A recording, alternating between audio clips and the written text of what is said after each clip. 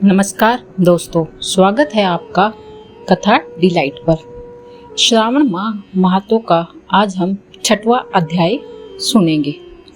सोमवार व्रत विधान। संत कुमार बोले, हे भगवान, मैंने रविवार का हर्ष कारक महत्व सुन लिया है। अब आप श्रावण मास में सोमवार का महत्व मुझे बताइए। ईश्वर बोले, हे संत कुमार, सूर्य मेरा नेत्र है, उसका महात्म्य इतना श्रेष्ठ है, तो फिर उमा सहित सोम मेरे नाम वाले उस सोमवार का कहना ही क्या। उसका जो महत्व मेरे लिए वर्णन के योग्य है, उसे मैं आपको कहता हूँ। सोम चंद्रमा का नाम है और यह ब्राह्मणों का राजा है। यज्ञों का साधन भी सोम है। उस सोम के नाम के कारणों को आप सावधान होकर मुझसे सुनिए, क्योंकि यह वार मेरा ही स्वरूप है। अंततः इसे सोम कहा गया है, इसलिए यह समस्त राज्य का प्रदाता तथा श्रेष्ठ है। व्रत करने वाले को यह संपूर्ण राज्य का फल देने वाला है।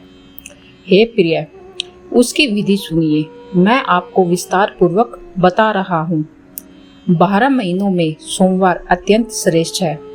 उन मासों में यदि सोमवार व्रत करने में असमर्थ हो तो श्रावण मास में इसे अवश्य करना चाहिए। इस मास में इस व्रत को करके मनुष्य वर्ष भर के लिए व्रत का फल प्राप्त करता है।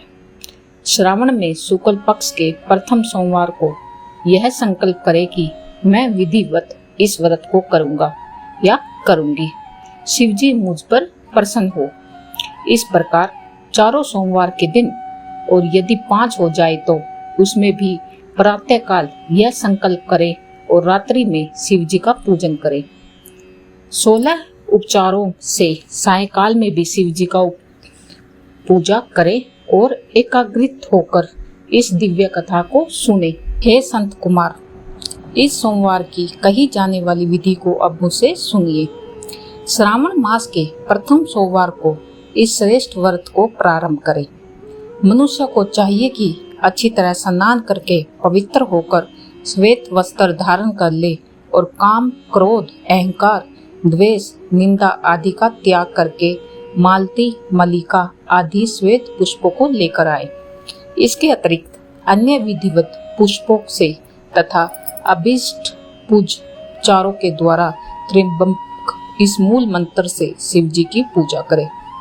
इसके बाद कहे, मैं शव, भावनाश, महादेव, उग्र, उग्रनाथ, भाव, शशिमूली, रुद्र, नीलकंठ, शिव तथा भव्यहारी का ध्यान करता हूँ।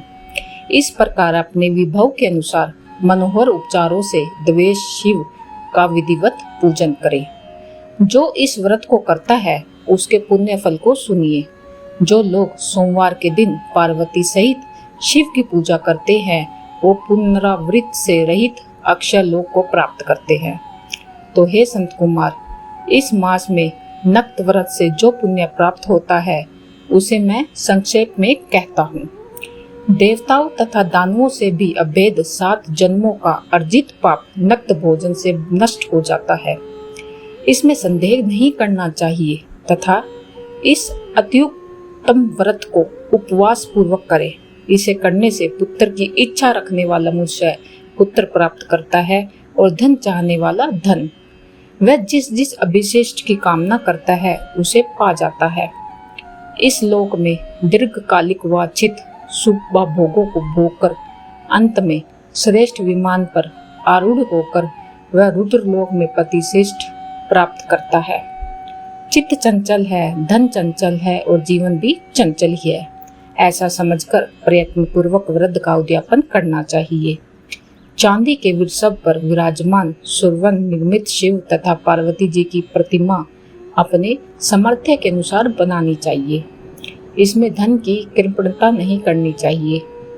इसके बाद एक दिव्य तथा शुभ लिंग तो भद्र मंडल बनाए तथा उसमें 2 श्वेत वस्त्रों से युक्त एक घट स्थापित करे। घट के ऊपर तांबे एवं भास का बना हुआ पात्र रखे और उसके ऊपर उमा सहित शिव को स्थापित करे। उसके बाद श्रुति, स्मृति पुराणों में कहे गए मंत्रों से शिव की पूजा करें। पुष्पों का मंडप बनाए तथा उसके ऊपर सुंदर चंदोआ लगाए। उसमें गीतों और बाजों की मधुर ध्वनि के साथ रात में जागरण करे। इसके बाद बुद्धिमान मनुष्य अपने ग्रह सूत्र में निर्देशित विधान के अनुसार अग्नि स्थापित करे और फिर शव आदि 11 श्रेष्ठ नामों से पलाश की समिधाओं में 108 आहुति प्रदान करे। यव, व्रीहि, तिल आदि की आहुति आपास्याव इस मंत्र से दे और बिल्व पत्रों की आहुति त्र्यंबक अथवा षडक्षर मंत्र ओम नमः शिवाय से प्रदान करे। उसके बाद शिव कृत होकर होम करके पूर्णाहुति देकर आचार्य का पूजन करे और बाद में उन्हें गो प्रदान करे।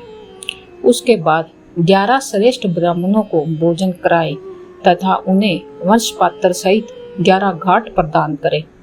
इसके बाद पूजित देवता को तथा देवता को अर्पित सभी सामग्री आचार्य को दे और तत्पश्चात प्रार्थना करे, मेरा व्रत परिपूर्ण हो और शिव जी मुझ पर प्रसन्न हो। उसके बाद बंधुओं के साथ हर्ष पूर्वक भोजन करे। इसी विधान से जो मनुष्य इस व्रत को करता है वह जिस जिस अभिलिष्ट वस्तु की कामना करता है उसे प्राप्त कर लेता है और अंत में शिवलोक को प्राप्त होकर उस लोक में पूजित होता है। हे संत कुमार, सर्वप्रथम श्री कृष्ण ने इस मंगलकारी सोमवार व्रत को किया था। श्रेष्ठ आस्तिक और धर्मपरायण राजाओं ने भी इस व्रत को किया। जो इस व्रत का नित्य श्रवण करता है वह भी उस व्रत के करने का फल प्राप्त करता है। इस प्रकार श्री स्कंद पुराण के अंतर्गत ईश्वर संत कुमार संवाद में श्रावण मास महात्म्य में सोमवार व्रत कथन नामक 6वां अध्याय भी पूरा हुआ। नमस्कार दोस्तों।